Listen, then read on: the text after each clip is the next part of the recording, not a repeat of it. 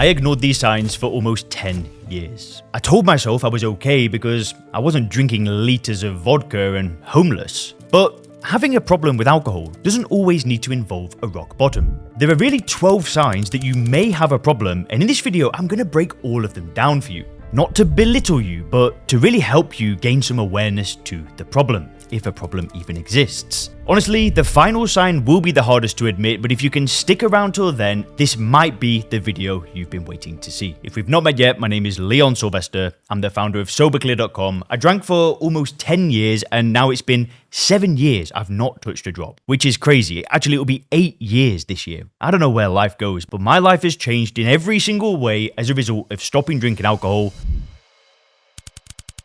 Now, the first sign is that you can't stick to the limit that you set yourself. I've done this more times than I can count. It'll be a Thursday night, and I'll tell myself, all right, tonight I'll go out, I'll have one beer, come back home, wake up fresh, all good. Then I wake up the next day, scratching my head thinking, what just happened? I don't even remember ordering that second, third, fourth, fifth drink. I thought I was only going to have one. These negotiations that we make with ourselves, they sound so reasonable and logic at the time. But then as soon as the alcohol hits our bloodstream, it's like, well, why not? Another one won't hurt. Another one won't hurt. Another one won't hurt. And before you know it, the plan's gone out of the window. Now, if you do this, then it's a sign that you may have a problem. But it doesn't mean there's something wrong with you. It doesn't mean you're broken. The nature of alcohol is for you to drink one and want to drink more. So it happens to most drinkers. And if you want the honest truth, people who are those normal drinkers, they don't even make these rules. They literally have a drink and that's it. So even starting to negotiate with yourself and promising yourself you'll have less and whatever, then it might be a sign you have a problem. And this leads us to the second sign, which is pretty exhausting. And the second sign is that you've made a conscious effort to cut down or stop and failed. This is almost like a bargaining phase. We know deep down that we're drinking and we don't really want to drink, so we try to fix it. We tell ourselves, dry January, right? January the 1st comes around and you're not going to drink all of January. Maybe it's Lent, maybe you're not going to drink through the summer, I don't know. But maybe you've done this and then gone back to drinking. Or maybe you've managed to take the entire month off, but then as soon as that 30-day hits or 31st day hits or whatever it is, as soon as it hits, you're back drinking even more than before. This used to happen to me. I'd tell myself I wasn't going to drink for, let's say, a month, and then on day 7, I'd be feeling better because usually there would have been a catalyst that got me to want to change. Maybe it was a really bad hangover or something. And then as soon as I felt a bit better, that's when the bargaining would begin. Well, you're feeling good, you're not that bad now, whatever. Maybe this time will be different. Maybe you can control it. Oh my gosh. It's just been more, I don't even want to talk about it. Like, it just happened all of the time. Just think about it for a second logically. If I drank poison unexpectedly, would I need to negotiate with myself to not drink that poison again for 30 days? Well, the answer is no. But that's what I was doing with alcohol. I was drinking a poison. I wasn't aware it was a poison, but I'm drinking this poison and then negotiating with myself to drink less or stop, and it doesn't make any sense. Once you start to see alcohol for what it is, this is when the desire goes away. You don't try and stop for 30 days. You don't try and stop at all. You see it for what it is. You stop seeing it as something that adds value to your life and you move on. If you want help getting into that state of mind, there are 2 options. You can either read my book, The 48-Hour Alcohol Reset, or you might want to apply to work with me directly, one-on-one. If you go to the description of this video, you can find a link to actually order the book, or you can fill in an application to work directly with me. But once I got there, I never drank again. And this brings us to sign number 3. The third sign is that you plan your day around drinking. And this is where you really start to lose your freedom. When I was drinking, my schedule wasn't really run by me. It was run by drinking. I started to do these mental gymnastics just to make sure that I could drink. Maybe I got an invite from 2 different people, and I knew that person A didn't drink. I thought they were boring. And person B, I knew that if I met them, then we'd be having some beverages. And I'd choose person B almost every single time. It even got so bad that I actually started to choose jobs and careers that I knew that drinking was going to be involved in. When I finished university, I went to London thinking I could go and work in recruitment. And part of the pull to that is I knew that alcohol was involved in it. It's pretty sad, and I'm almost ashamed to tell you, but I did it. I really started to design my life around drinking, and I was a slave. I was a slave to this drug. I was a slave to this poison. And it's sad, but it's what I did. And if you're starting to think, okay, well, if I go here, if I do this, if I live my life this way and I can't drink, and you're starting to feel some sort of fear and you're actually spending time planning your day thinking where you can and can't drink, it's a sign. It's a sign that something's not quite right. And all this boils down to is fear. It's fear that you can't live your life and enjoy it the same way if you're not drinking. And it's nothing more than self-deception for drug addiction. Now, the fourth sign is that hiding your drinking or even lying to people about how much you've drank. Because you know that if people really knew what was going on, they'd be worried. So I'm not trying to call you a liar. Maybe you've done this out of love. Maybe you've hid your drinking because you don't want to upset people and you think it's all okay. I'm sorry, but this isn't normal. If you're at a party and you finish your drink quickly so you can get another one and everybody thinks it's the same drink, if you've done things like this, then, so have I, but it's a sign that something's not quite right. If your wife says, have you been drinking tonight? And you say, yeah, I had one or two, and you've really had 5 or 6, it's not good. That's no way to live your life. And I've done this. I remember going to work with a stinking hangover and somebody said, can I smell alcohol in your breath? And I'm like, it's mouthwash.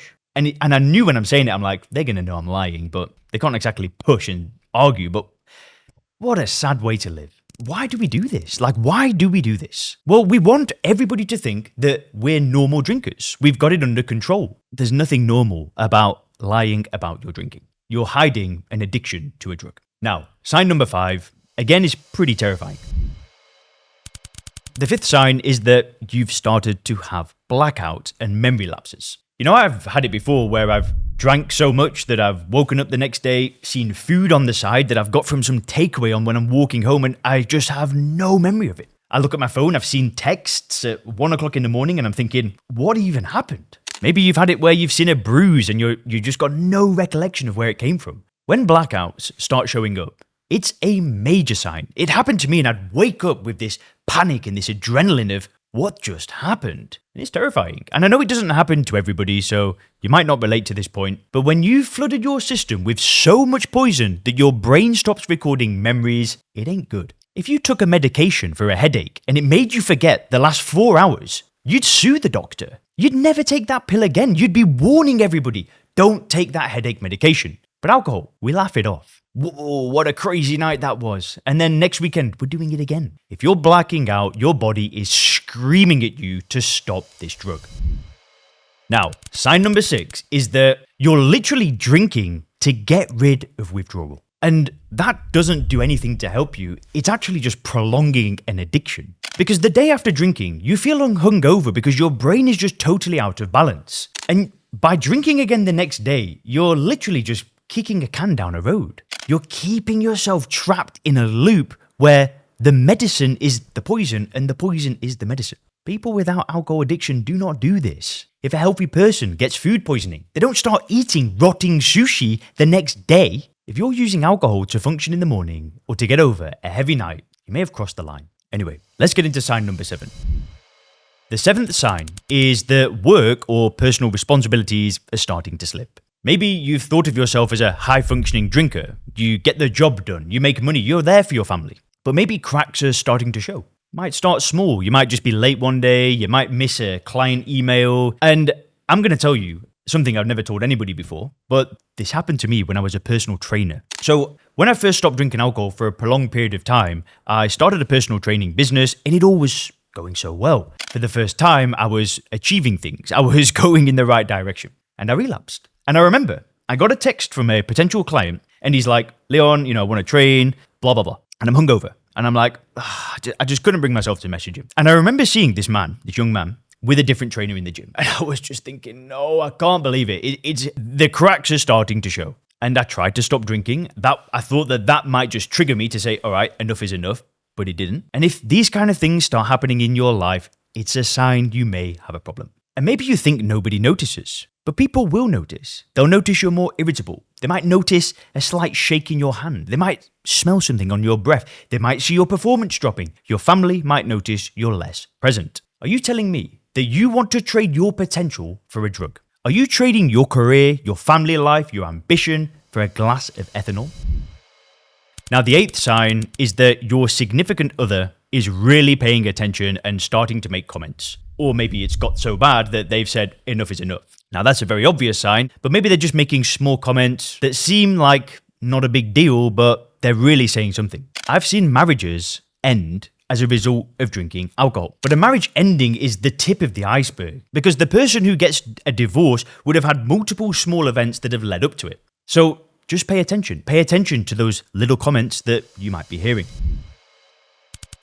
Now, the 9th sign is that you're getting restless when you go too long without a drink. Maybe you've had 2 drinks, you're in a social event, and you really want a third, but for some reason you can't get one, and you're really feeling agitated. You're feeling irritable. You're feeling restless. Maybe you come back after a hard day of work, it's 5 p.m, and you're just desperate for that drink, and you're just feeling like, I need it. And then you have it, and everything's calm and relaxed, and every time you drink, you can't wait for it. It's a sign. That's drug addiction. You don't feel that way thinking about a croissant. You don't feel that way thinking about having a chicken. You might be excited, but it's not changing your state totally. If your drinking is causing a huge change in your state, it's another sign.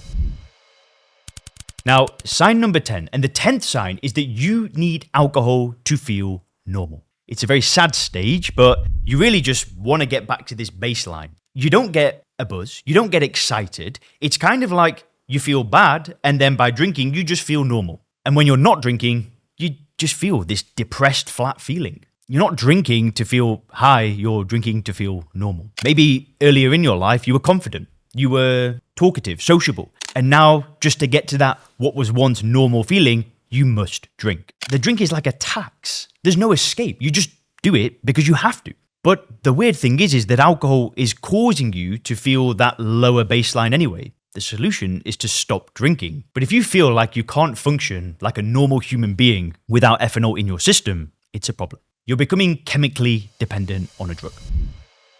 Now, the 11th sign is that you've started to do things or you've done things that the sober you would never dare to do. I'm talking about drink driving.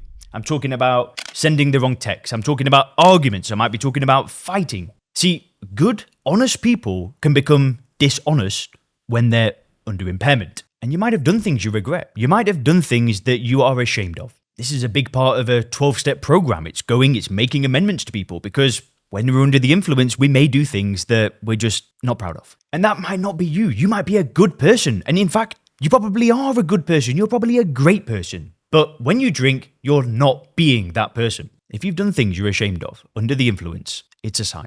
And this brings us to the final sign. Out of all of these signs, this is the one that may have been happening the entire time, in this very second.